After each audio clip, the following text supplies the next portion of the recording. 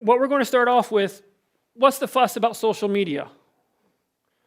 And I'm going to give you some numbers and statistics, but basically I want to make sure we all understand what social media is. Social media is a community-based, interactive content sharing and collaboration. It's nothing new. It's just a digital way of doing it. And we'll look at some examples that go back to the Bible where Jesus did the same thing and how he disseminated information. So again, this is nothing new.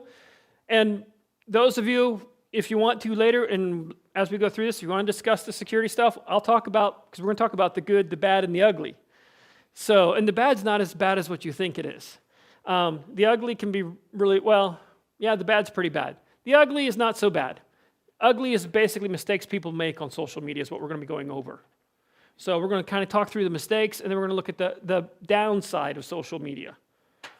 As I was talking about, this is nothing new. We're made in the image of God. We are social creatures.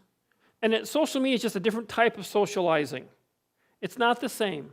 It's a little bit different way of doing it, but it's still all part of the same stuff. Let's look at the good. I like to start with the good. Why use social media? Because that's where people are. Let's go to the example of Jesus with the Samaritan woman. He met her at the well. Why? Because that's where she was at. Why use social media? Because, does anyone know what the third largest country in the world is? Facebook. Facebook is the third largest country in the world if it were a country. If that's where the people are, that's where Jesus went. You know, why was Jesus preaching out on the hillside? Because that's where the people were gathering. Jesus was going places to where he was going in the synagogues. He was known, as was his custom, he was in the synagogue on Sabbath. Not because he agreed with what the priests were saying, but because that's where the people were. And you also looked at how he engaged the unchurched. The Samaritan at the well, she was the unchurched. If you want to engage the unchurched, now you'll see some rough stuff on social media occasionally. Someone may post something on your website that you say, wow, I wish they wouldn't have used that word. And when we go to my Facebook, I will give you a warning. You know, not all my friends are Christian. I do that on purpose. Some of my friends used to go to our Adventist school systems, but have since left the church. I don't disfriend them just because they're no longer a member of the Adventist church. They may be drinking. They may have another alternative lifestyle than me. One of the guys on my site, he was in my drama team from Reflections from Campion Academy. Great guy. He's openly living a homosexual lifestyle. Do I unfriend him? No, I don't. Do I friend my students? No, I do not. Not until the day they graduate. Because I have friends that we are having discussions about who is God, what is God, and challenging alternative lifestyles. And so that I keep separate. I have a different Facebook that I would use for my students, where they can interact with me that's not going to be friended with people that I don't want them to see the other post. Again, I'm not saying that they don't see it already, but they're not going to see it coming through me. So again, that's where I kind of make a separation between my private life and my work life. The other thing, it enhances communication. We're talking about people are online. One of the statistics that was interesting that I found is that when you do a video, you upload it, you don't know whether it'll become viral. It's amazing what becomes viral online. Some of the silliest things. There was I forget his name, there was an African-American gentleman who was staying home. He was curling one girl's hair with a curling iron, and he had the other one in a pack. And he's talking about daddy getting the work done for the day. And a bunch of people started just criticizing this man because he was wearing army camouflage pants. Well, he's a black man. Look at the way he's making a big deal just because he's taking care of his girl's hair. All these horrible comments. And then there was all these great comments. Look at that dad. And then you go see you talk to the dad afterward. The dad is an executive on Wall Street. He's just a father like any other father. He's an executive. He's not they were saying he was so ghetto and all this. He wasn't. He was just a normal dad. Okay, he's black. What does that matter? Not at all. But he was just a dad who was curling a girl's hair with a curling iron and had another baby in the backpack, and he was just having fun, proving to his wife, see, I actually took care of the kids. He posted it online just to be fun and saying this is what daddy should do. And it generated a bunch of good comments. It generated a bunch of negative. You can't help that. But the thing was, it got the message out there, hey, this is what a father should be doing. So it still, even though it got negative comments, it got good comments, and it got people talking and thinking about what's the role of a father and stereotypes. It brought up a whole bunch of stuff. He said, I wasn't planning on challenging stereotypes when I put this up. But he did. So you don't know where it's going to go. Again, one of the things I want to point out with the Samaritan at the well, why did the people in her town believe?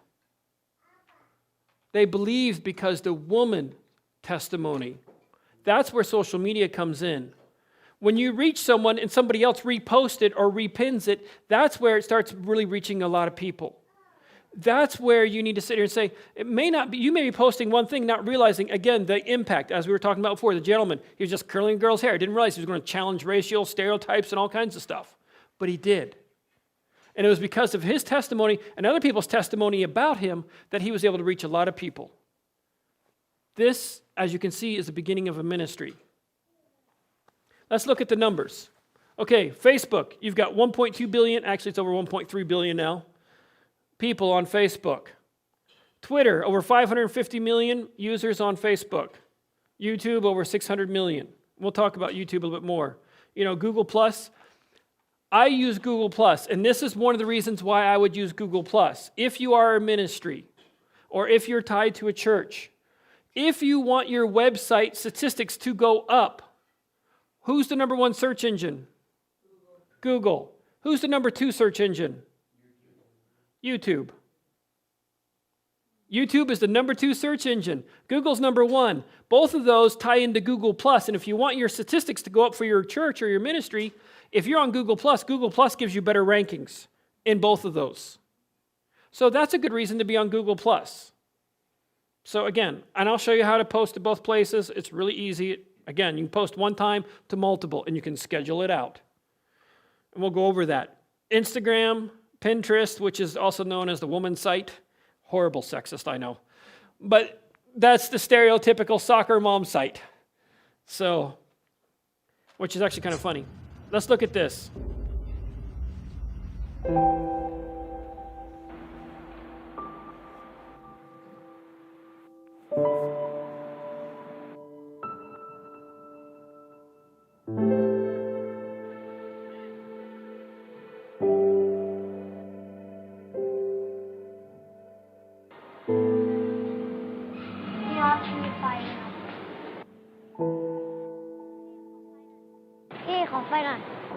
ไฟหน่อยพี่ขอไฟหน่อยหนูดูดเองจริงเหรอไม่ได้หรอกมั้งอายุยังน้อยอยู่เป็นมะเร็งเนี่ยต้องไปเจาะคอไม่กลัวหมอผ่าตัดแล้วน้องบุหรี่มันมียาพิษอยู่นะ Every time one of these childs went to these, the adults are telling them why not to smoke. When the kids go, say, give me a light. แล้วก็ตายเร็วไม่อยากอยู่เล่นนานๆหรอมันไม่ดีรู้เปล่าสูบแล้วเป็นทั้งมะเร็งปอดถุงลมโป่งพอง ไม่ดีแล้วพี่ดูดทำไมล่ะคะ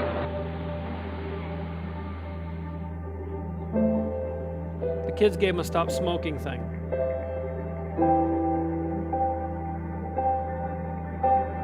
Basically says, you care about me, what about yourself?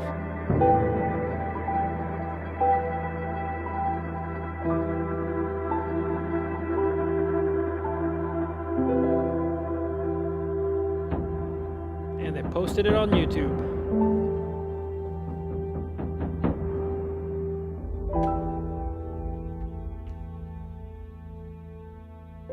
Over 5 million in 10 days.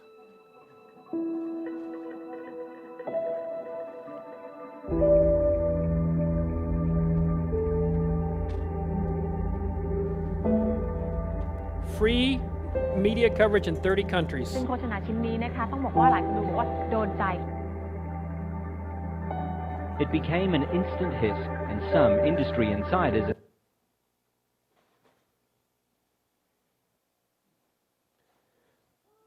Basically, they're going through and they're talking about what's happening with industry and how people are changing. And now it's getting all kinds of talk shows and reviews, and people are going through discussing what's happening. And it drove up their numbers by more than 40%. And that's just in the Thai country. That's one place where the ad was running.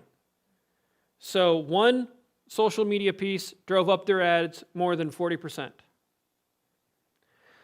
Social media has taken over the number one activity of the web. It used to be pornography. Social media is now the number one activity of the web. 25% of smartphone owners ages 18 to 34 say they can't recall the last time they were without their phone. Or they didn't know where it was. An interesting statistic, when I talk about this on the safety side, when young people are surveyed, they all think their friends are addicted to their phone, but not themselves. I find that interesting. So, part of the Facebook generation, you have to look at your demographics. 45 to 50-year-old age bracket is the fastest growing demographic on Facebook. It's not just young people. Matter of fact, most young people have moved off Facebook to Snapchat and other things. So if you're saying, what am I trying to reach? Who's your target market? That's where you have to determine which social medias you're wanting to plug into. Facebook groups have jumped by more than 46%. For Google, it's more than 56% increase within the last year. The fastest growing demographic on Twitter is ages 55 to 64. And that demographic has grown 79% since 2012. So again, if you're trying to find ways to communicate to adults, and even older adults, according to my students here, anyone who's over the age of 30 is, 3/4 dead. So most of us, I'm sorry, we're long since pushing it. So, and if you remember back when you were a high schooler, anyone over 30 looked ancient to you too. So, but as we go through this hasn't changed. But this is where the demographic, it's not just young people that are on social media. It's where adults are. LinkedIn has a lot of people on it. YouTube, one of the things that most people don't realize, that YouTube has over 100 hours of video are uploaded every minute on YouTube. YouTube reaches more U.S. adults ages 18 to 34 than any cable network in the world. More people are watching YouTube than they're watching any cable program or any cable network. So if you're trying to reach young people, YouTube is a good place. And by the way, it's not just young people. My wife and I are both over 40. And she will tell you the first thing that she does all the time, she's a homeschool mom, she's homeschooling our elementary daughter. First thing that she does is she goes through and she looks and she says, oh, I want to show her this. Let me go find something on YouTube. Oh, I'm making this recipe. Has anyone made this before? Let me have someone show me how to make it on YouTube. So that's one of the things that people don't oftentimes think about, is that why just read instructions when I can have somebody show it to me? Something that's not used as often is what are called hashtags. And this is a little bit more advanced. Again, we're doing a shotgun approach today. But hashtags is you basically put the pound symbol and then a name. For example, 2 weeks ago or 2.5 weeks ago when I was in Orlando and we were presenting at FETC. FETC is the Florida Education Technology Conference. Everything was hashtagged # or hashtag FETC, no spaces. You don't put any spaces. You can use one word, whatever. If you want to see an example of someone who uses it really well, Don Keel uses hashtags on a pretty regular basis. He's a pastor at Georgia-Cumberland Academy Church, actually called Dave Crest Memorial Church, but he uses hashtags on his Facebook all the time, where he talks about, beautiful, took pictures with him and his wife were out on a date, and he hashtagged beautiful woman, my wife, all this kind of stuff. But what happens is when people go and search hashtags, they'll see that conversation come up. If you're trying to advertise your school, your ministry, your church, you hashtag the city that you're in, Collegedale, Calhoun. You advertise, for example, if I was doing the Calhoun SDA Church, I'd do Calhoun SDA. And we'll talk about naming all your stuff on your social media too. You want to use a name that you'll use across all of your stuff. For me, I use Network Paladin. So again, I'm not making any money. This is just my side little ministry that I do in addition to teaching and working with young people. But everything is Network Paladin. My Facebook is Network Paladin. My Twitter is @Network Paladin. Everything's all Network Paladin. So I've got one name that tracks all throughout. So if anyone's trying to look for me, they can go look underneath that and they'll see exactly how to find me. Same thing with a hashtag. And here's some tips for using hashtag. Use one word. Capitalization doesn't matter. But again, going through, and that's a way of tying into other conversations into your local community. If there's things that are happening at your local community, use the hashtags of those events because that'll advertise your ministry or whatever you're doing there. If you're a part of the parade, if you're a part, whatever, find out what the hashtags are using for that. Again, all some people start, the Pathfinder group, because they were in this, the town parade. Murray. Facebook, Twitter. LinkedIn has gone back and forth on using them. So, Instagram. So, there are several of these that you can tie into where they are all using the hashtag. And you can actually, from Instagram, you can have Instagram hit your Facebook, which hits your Twitter. So you can do from Instagram, you can do it once and it hits all three. So, and that's another way of tying these things in. So you do it once and it posts multiple locations at one time. How often are churches using social media? And what are they sometimes you'll see, again, every day versus never. And MySpace, really isn't being used. If you're looking at a church and social media, looking at knocking on doors is only 24% effective. Using social media, when they've done surveys, it's about 46% effective. So again, this is where you're starting to say, what are people tying into? Just because of the world we live in, people knocking on your door, you're thinking, who is this? They're probably a salesperson, I don't want them. Whereas social media, people are expecting to be interacting, and they're more open. Okay, promote your local events. If you're having a church event, if you're having a school event, what they say is that you should promote it at least 3 different ways and at least 3 different times. So for example, when we're getting ready to stream an event, those people who are on our Twitter feeds at GCA, stuff like that, we tell them about a month out, hey, here's our big events coming up. And then we do it the week before. Then we do it the day before. And we'll oftentimes do it 20, 30 minutes before. We're about to go live.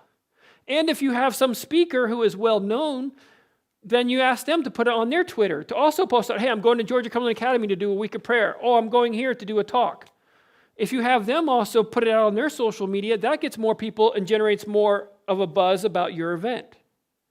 So the more you can advertise it, and you also want to do it in printed format.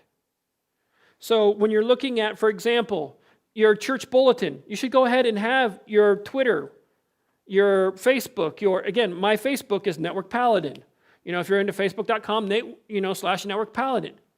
And you'll find my Facebook page. Again, my stuff is all focused pretty much on security. Network security, mobile device security, keeping kids safe. That's kind of where mine is focused on. Sometimes it's really heavy. Sometimes it's designed for normal people.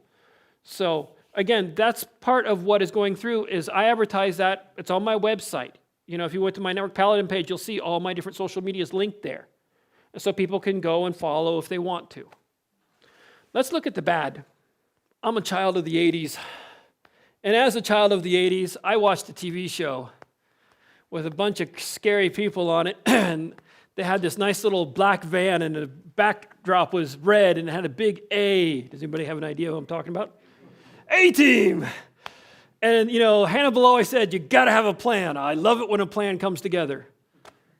When I was on Guam and I was learning to dive, and we were diving PADI, and with the PADI style, they say, you got to have a plan, and you dive your plan. You plan your dive, and you dive your plan.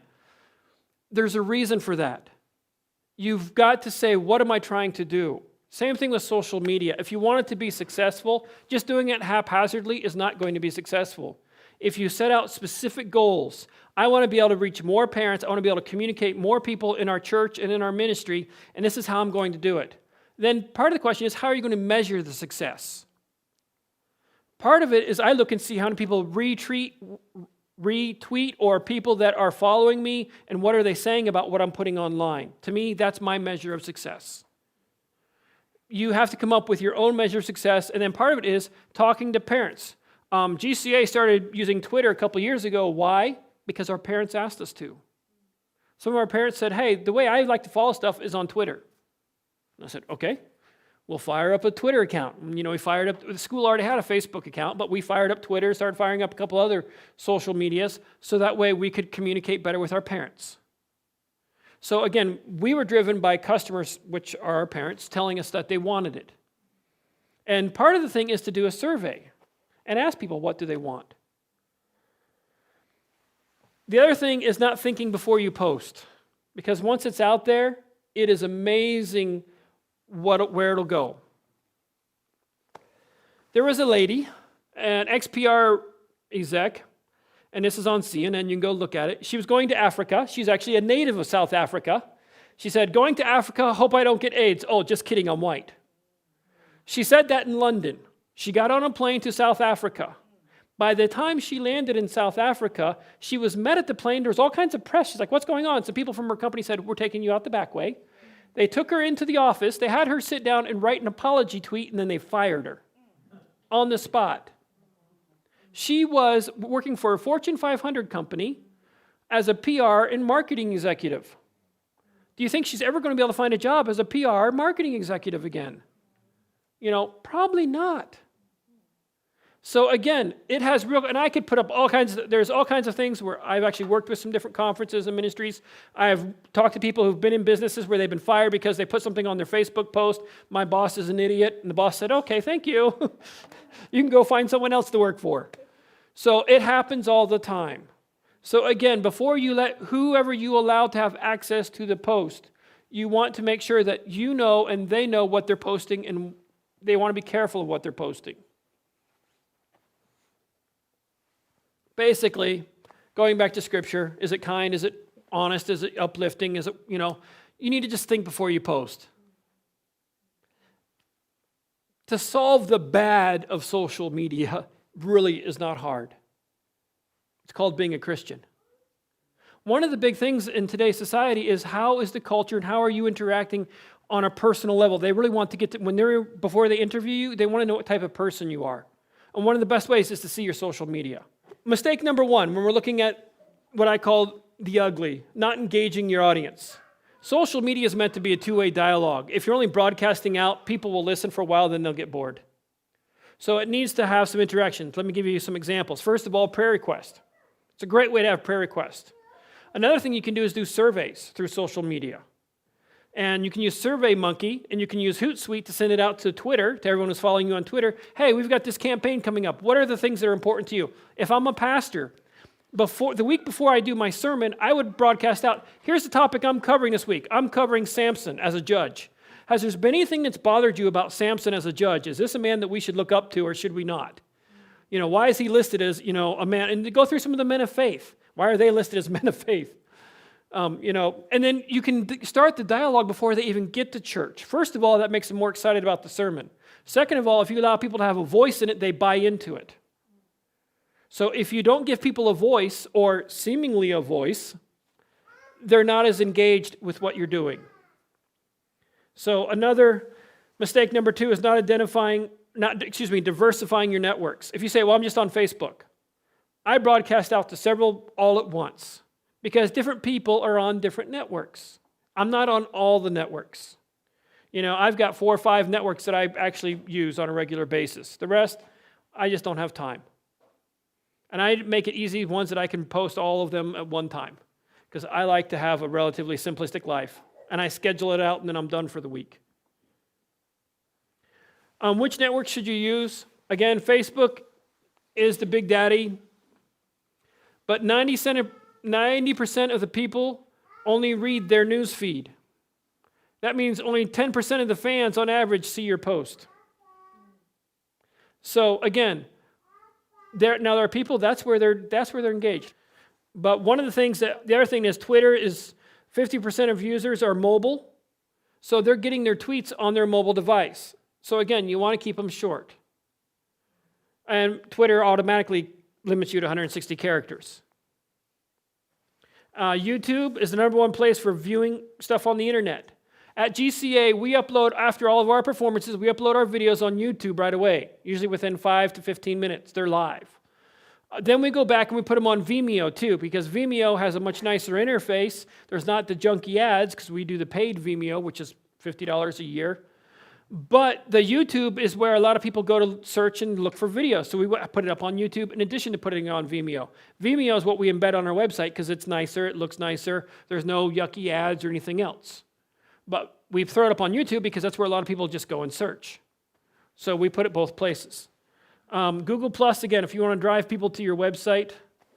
Instagram is the number one mobile sharing for images. So if you want to share images, and by the way, that doesn't mean you have to take a picture of people. It doesn't mean you have to have a picture to upload, except, let me give you some examples. Well, I'll show you an example in a second.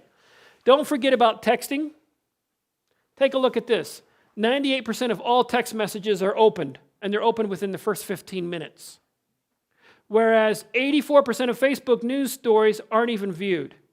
71% of tweets are ignored. 88% of emails go unopened. Only 2% of text messages are not opened. So again, if you're really, one of the ways that you can do, and you can set up, it's easy to set up a text listserv where you can text everyone in your church, your organization. You know, those of us who are using different products for schools, you can text out your parents. That's how people and students are receiving their messages. They want to be text. They can look at it, they're done. And since how they always have their phone on them, it's quick. So some people have their Twitter feeds automatically come in too. Not using photos or videos is a mistake number 3 that people make. And let me show you an example.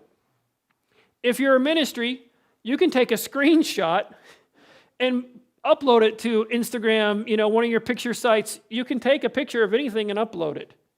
So you can take the scripture of today and put a little comment by it. And for the people that are on Pinterest, for the people that are on those different sites, you can upload those, throw in a comment, link to somewhere else where you have a spiritual thought of the day. So again, this is just another way where different people consume different types of media. So if you're trying to reach as many people as possible, pictures. This is an example that I saw. I forget the name of the church. It's an Adventist church. The gentleman's up here preaching this. He put his benediction up. He had it posted so when church was over, his benediction automatically went up with a picture of him and his closing thoughts to reiterate what he was talking about in the church that day. Now, he scheduled it probably the week before. But then by the time the people got home, they got the message, hey, this was posted on Facebook. And it re-engages people to think about the sermon.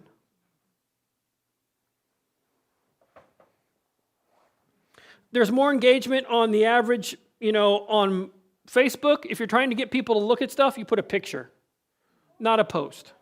More people stop and look at pictures than anything else. Same thing with videos. If you got a video, people want to watch it, they want to see it. Mistake number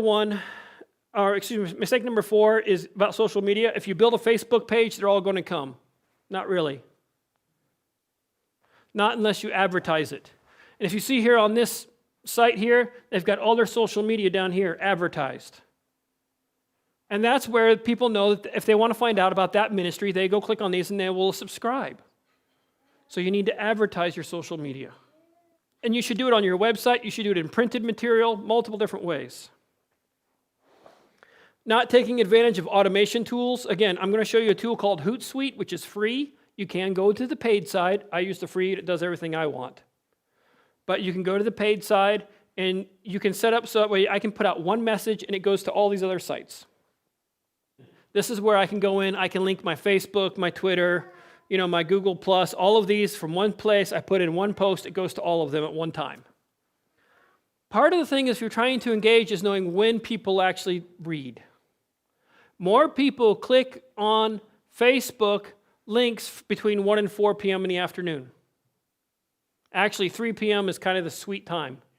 So if you're wanting people to actually pay attention to your Facebook post, between 1 and 4 is a good time. And same thing with Twitter, between 1 and 3. When you're putting stuff on Twitter, between 1 and 3. So what do? I schedule all mine to go out about 2:30 every day. Now, most of the time, they'll tell you if you're actually doing an active Twitter, you want to have 3 or 4 posts a day. Again, this is a part-time thing that I do. I do 1 to 2 a day, at most. So you could do more because mine's not a full-time, if you will, call ministry. It's just a side thing for me.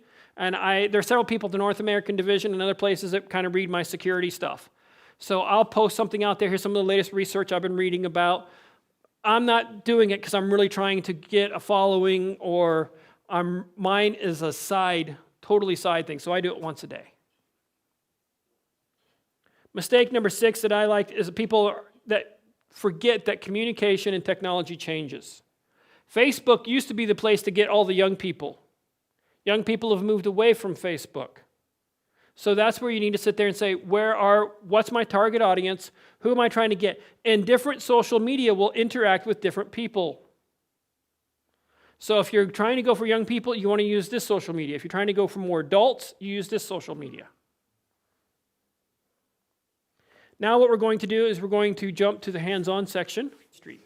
I recommend if you're a church, if you're a school, if you're some other type of ministry, that you create an account that you give a secretary or a registrar or someone access to. Not tied to a school or a ministry email, not to a personal email.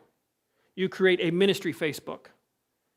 And then from there, you create a page from there. And that's what I've done. I've basically created a page. But what I want to show you is inside of here, underneath your personal account, or you could do it from a ministry page, I want to go over groups for just a second, and then I'll come back to that, Murray. One of the things that people don't realize inside of groups, you have a lot of power inside Facebook. Inside Facebook, I can create a group. And when I'm inside of here, if I want to create a group, I can create 3 types of group. I can do open, closed, or secret. Basically, a closed group, people can see who's in the group, or they can see that there's a group and ask to be let in. A secret group, the group doesn't even show up. It has to be people that are inside that you are already friends with, and you send them a request and say, I want you to be a part of my secret group. Why would you want to do this? Let me give you some examples. Nominating committee. Inside of here, you can have a nominating, and you guys can share back and forth without having as many 5 million meetings. You can sit there and discuss something. If you are an administrator, you can have all your administrators inside a secret group. You guys can be discussing stuff even while you're not there, and then it's got a tracking. You can even upload, and we'll show it here in just a second. You can upload files, and it's all confidential, only to the people that are in the group. And you can make it so that way nobody else is allowed to join or see. So is it 100% safe? No, but giving them a piece of paper with it typed on or an email is not safe either.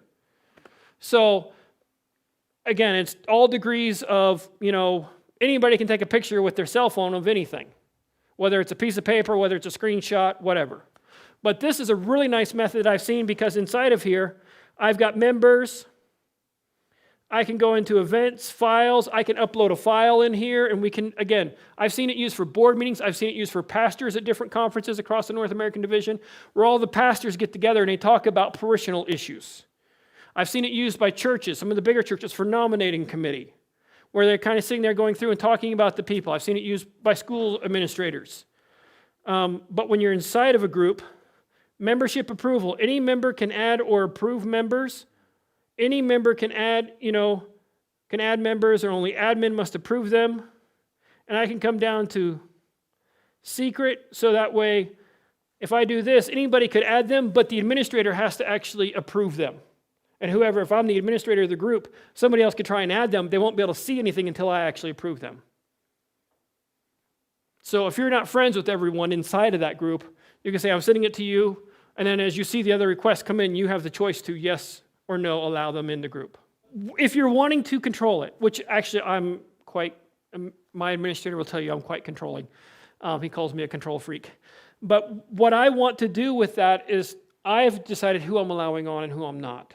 That's the number one way. The number one way is you decide who you want to accept friendship requests from. You can go into your privacy settings and say, you're not accepting friend requests. So then you go out and pick your own friends. One of the things I want to show you is this is called Hootsuite. And underneath Hootsuite, this is how I can schedule out. I'm going to answer a couple questions that we've had on this. Number one, on Hootsuite, we can come in, and I've gone in and linked, and there's step-by-step instructions on the second PowerPoint how to use Hootsuite. And this is what I recommend using for a couple reasons. Number one, I come in here, and you can see my social media sites. I've got my Twitter, my LinkedIn, my Google+, my Facebook page, they're all there. So basically, I come down here and I say select all. Then I can either compose a message, or I can click on the calendar and I can schedule a message. So I can come in here, I can type in a URL, I can type in a message, and then I can set a schedule time of what day, what time of day I want it to be delivered, and it'll blast it out to all of mine at once. So one of the things that I'll do if I'm advertising or talking about, like, for example, the Ken Ham debate, which was a really amazing debate. I highly recommend you go see it. And again, Ken Ham talked about the fact that there are creationists who don't believe that the earth is 6,000 years old. You know, there are creationists there are Christians that are evolutionists, if you will. Again, I challenge that, but I disagree. But there are people that still call themselves Christians and honestly love the Lord, to the best of my knowledge, who disagree on that. Is that a salvation issue? No, Jesus is the only salvation issue, at least as I read the Bible. From there, we can debate it all day. But one of the things that I do, because I want to put it out to Twitter, that means you have 160 characters. If you want to do a URL, it's going to be really long. So let me give you an example. So what I do,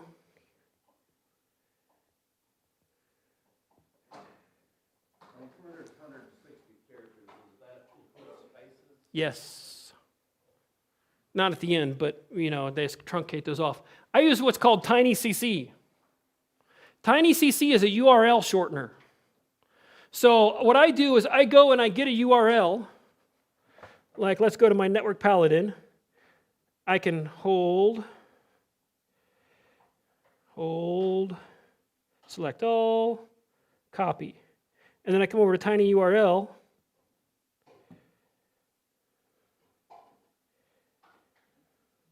paste, and you'll see that's my long URL to my faith-based section.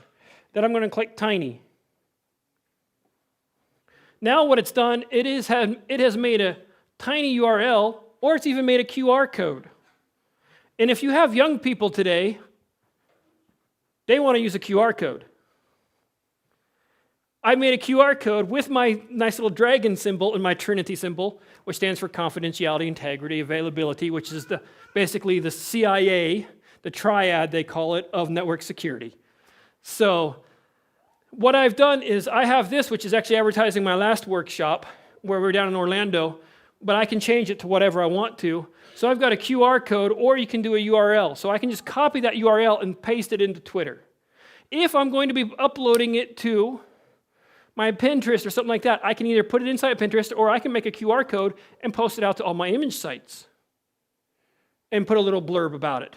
Now, I think they're better when the QR codes have a design to them, because they're a little bit more interesting. Now, QR codes. Let's talk security for just a second. If I see some fool running around with a QR code on his back, like myself, I'm probably not going to scan it. But if I use QR codes on cereal boxes, on stuff that I'm expecting a QR code, on the back of GCA's little view book here, we have a QR code. You can scan it, and it'll take you to GCA's website and all that kind of great stuff. I would highly recommend doing QR codes on your ministry stuff, because people want to just QR and they've got it. So I would highly recommend using QR codes. I like them better with design. Color is okay. I like them better with some type of design in them, because that catches the eye. The more you can catch the eye. So then what you do is you copy, select all, copy. Let me come back to my Hootsuite.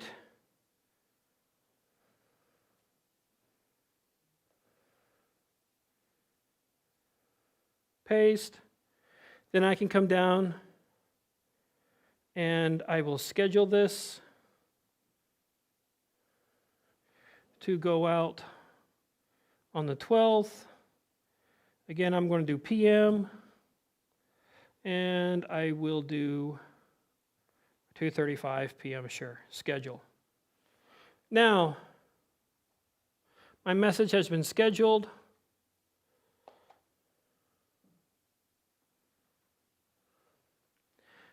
And I can go down through here and I can look at my schedules. I can see my outgoing events. So I can see my events that are scheduled to go out. How to hack Wi-Fi WEP keys, which is a backtrack. So it shows you if you're using WEP on your wireless, it's easy to crack. Takes less than 5 minutes. So that's more technical. And then this is a tiny URL. Now I would have put a description in there and typed it all out. I hate typing on an iPad. I've got fat fingers. So, but I could go through and put stuff in there, and then it's all scheduled out, and I can have it listed out for the week. Typically on Sunday, I do the next week or so because security is dynamic, it's changing. I usually add multiple things, and sometimes I'll do it for a couple weeks out. Now, if I'm a ministry and I know I've got like events coming up, I'll go ahead and plug all those events in a month before, a week before. Again, multiple different ways, so that way it's going to all my social media sites. So I'm hitting them multiple times. So the other thing you can do inside Hootsuite, going back to the tracking, if I want to know what's happening. So right here, I'm on my Twitter account, and I want to see mentions. Who has mentioned stuff that I've put out on Twitter? Now I can start scrolling through and seeing people that have mentioned the stuff that I've posted. I could go down through and I could look at a list of followers, see who's following me. So I could scroll through and see different places that are following me and all that kind of stuff on Twitter. Again, this is totally free. I've not paid a thing for Hootsuite. I'm using all their free side. So I've got all these social media things that I can sit here and plug stuff in, and I'm also getting ideas of who's and I can see retweets and all that kind of stuff, so people who've taken what I've tweeted and sent it out themselves, saying, hey, I really like this. So we can go down through here and see where people have been on my site, what they're doing, the activity, all of that built right into Hootsuite. Again, cost me nothing. Ask my wife, I'm cheap. So that's one of the tools that I recommend. The other thing that I use is Google Alerts. I do a Google Alert on my name. I do Google Alert on my principal for the school. I do Google, because I want to see what's being said about him. Because we need to know. If there's something that we know that's happening about the main people in our administration team, we do Google Alerts on our pastor, stuff like that, so we kind of have an idea. How are they being mentioned? Because even if you're not on social media, you might be surprised to find that you've been mentioned on social media. Because I have found that a lot of the times really surprised me. People were mentioning stuff before I was even on it very much. It's like, oh, people are talking about me. I want to control what's being said about me, so I got on. So I can come down, I can look at my Facebook page, and I can see my wall post, I can see my events coming up, I can see messages coming in, and I can also schedule stuff out, stuff like that. That's all inside. So I can go through each one of my different ones that are linked. The one thing that people don't use as much, that at least I've seen people who are using Hootsuite aren't adding in the extra apps. My finger's kind of big. There we go. So under app directory. Now again, because I'm cheap, I'm going to go to the free apps. Free apps that I'm going to use. You can see I've got Instagram in here, I've got YouTube free. You don't need to reinvent the wheel. One of the things that people don't realize, and I'll show you an example here, you can search one of the options inside of here. Let me come into my app directory. You can search YouTube videos that are already out there. What's the advantage of that? There's 100 hours of YouTube video being put up every 1 minute. So you can go post somebody else's YouTube video to your social media. The Bill Nye discussion, which right now is on YouTube. Along with Ken Ham. You can go to there and you can say, post this to my social media. And then you can put some little comments. This was a really good discussion on creation versus evolution. And if you look at the comments, the interesting thing is, Bill Nye got trashed by a lot of the leading atheists. Because they said you should never even debate a Christian because it gives validity to creationism. Which I was sitting there going, yes it does, thank you. But that was one of the interesting, he was totally trashed by the leading atheist of the day for even debating and going there. But again, these are different things that you can add in. So if you come underneath free apps, you can see that I've put in, at least for me, I've got Instagram, I've got the YouTube free. Again, I don't put Tumblr, but one of the ones that I do want to show you, it's not pulling up right now, I'll double check it in a second, but one of the options you have inside of here is you have a little arrow you can click on and you can say post to all my stream.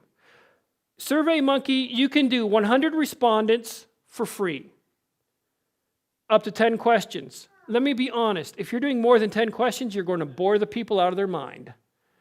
So I recommend you stay with, now if you're a small church, a small ministry, 100 is great. If you're bigger, it's $12 a month. Again, not a huge amount for an unlimited number of people. So you can use SurveyMonkey, you can plug it into your Hootsuite because it's a free add-in app, and you can say right here, you can go one click. You can say click, advertise this out to all my social media, including you can put it out to your website. Hey, we're doing a drive on this. What is important to parents, or what is important to the people in our church, our ministry? We want to know what are your priorities for us for the next year as we're setting out our calendar and our schedule. You send out the 10 questionnaire. You've broadcast it out to all your social media. As long as you've advertised your social media, then people will know and be able to start responding. Again, you go build your survey, you click once, it's out everywhere. And you can even schedule when it goes out. And I'm a firm believer of scheduling.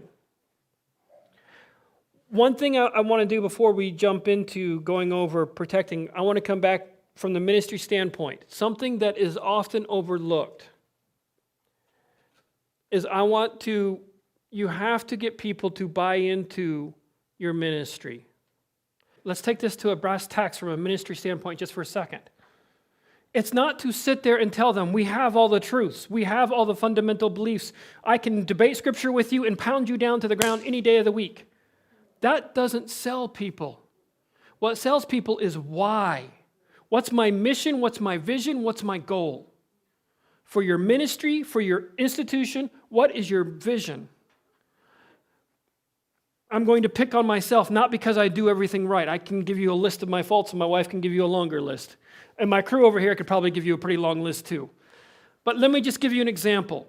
When we were down in Orlando, I was with my student worker. I was presenting. The first day we did a 6-hour workshop on BYOD, bring your own device, security.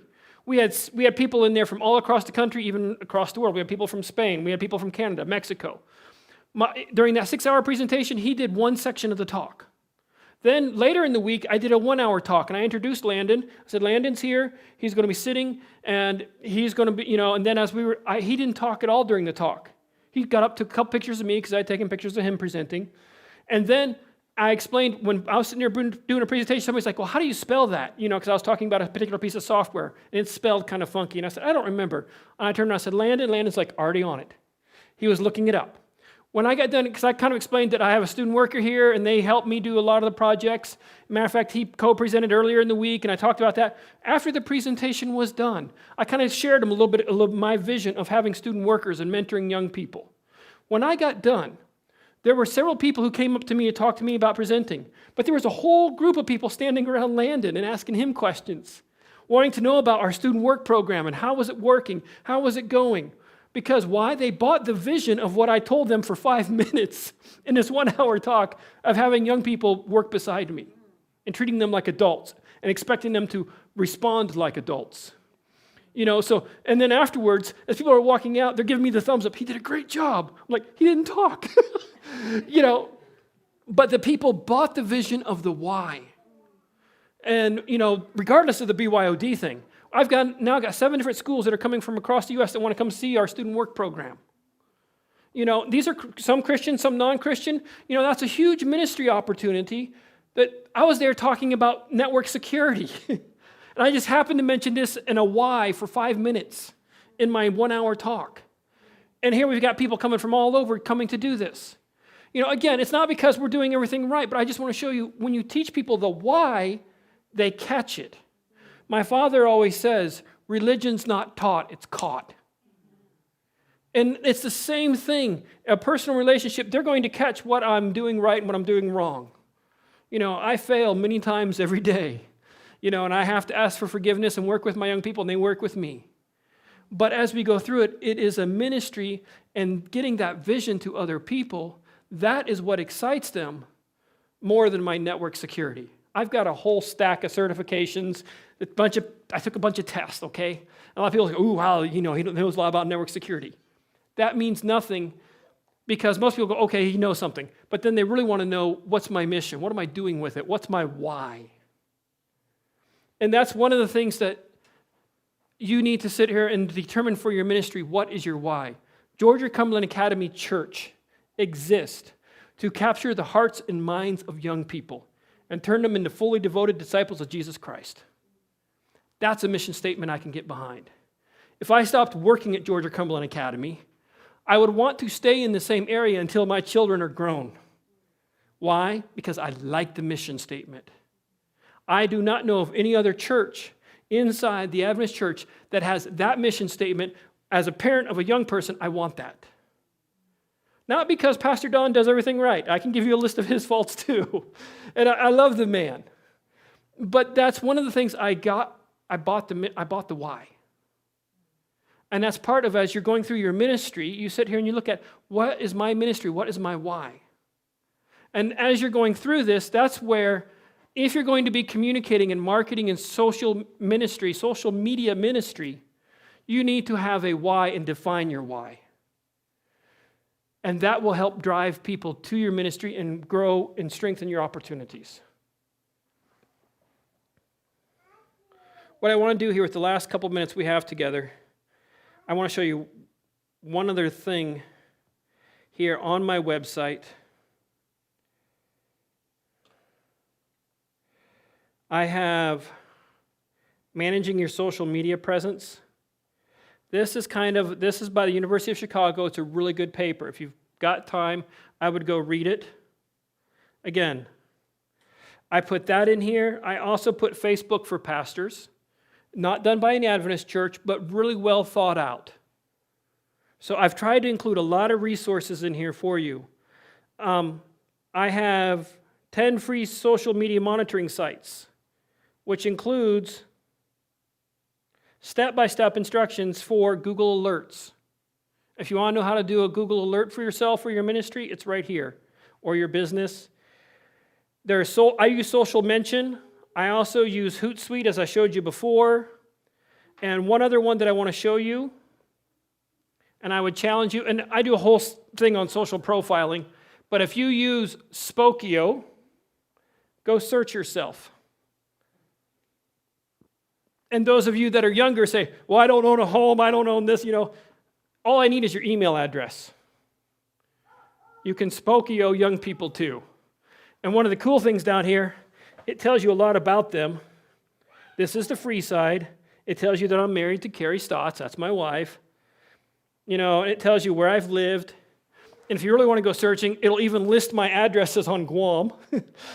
My couple different houses I lived in on Guam, and Agate and Telefofo, and it's like, oh my goodness, all over the place.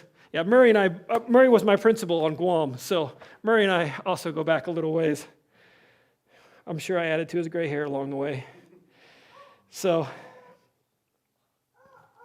But as you go down through here, you can also see that social network sites, so you can see, if you want to see what's happening, what social network sites people are plugged into, what's being said about them, what they're saying. So you can go down through here, and with just one email address, I can plug in an email address and pull a lot of information out. And again, this is a free, open, you can go to a paid side of this, and there's a lot more detail, a much greater detail. But on the non-paid side, you can search yourself. This is just one example. Google your name. See what comes up. If you Google my name, you'll see all kinds of stuff. So again, you might be surprised what's there about, and this is part of the social media, is also managing your social presence. And for those of you, again, I have tons of PowerPoints and stuff under personal safety that I've gone around to different churches and schools, and I've done presentations on how to keep your kids safe. I typically do it as a 2-part seminar. I do one for everyone, and then I do a adults only night where I show them how kids get around all their security and controls, and then I show them how to counter that. So if my laptop was logged in, you'd see my login name is Dr. Evil. That's what the students call me, because I'm always getting in their way. But that's part of the thing that you can go download a lot of that information. I don't put all the back ways of how to undo the back doors that kids do on my website for obvious reasons. But a lot of it is up there, so you're welcome to go download those PowerPoints, look at them, use them.